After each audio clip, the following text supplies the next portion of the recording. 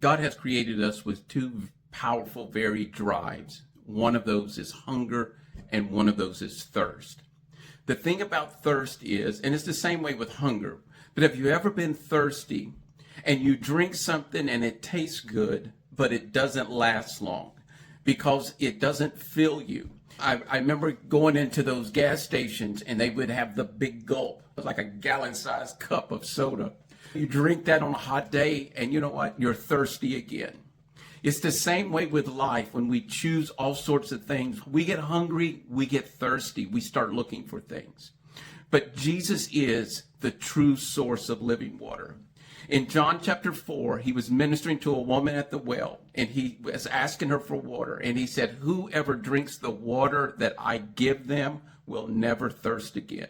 That's a powerful statement, because what Jesus was saying is that he was able to quench any thirst that we have.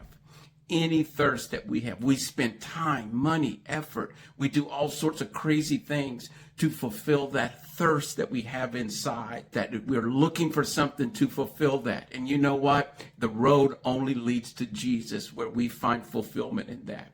When you drink of him, you find something that quenches the thirst on the inside that nothing else is able to do. The other thing is that not only does he quench our thirst, but it is a constant source of fulfillment. Jesus, I spent so much time looking for fulfillment. I don't know about you. And you know what? Finding out that it never lasted.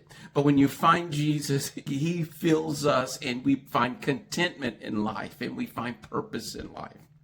And Jesus told the woman at the well that when you drink the water that I give you, it is going to spring up into living waters. In other words, it's going to flow out of us. When Jesus comes into our lives, he becomes living water that flows out of us. It begins to affect our environment, our family, people around us.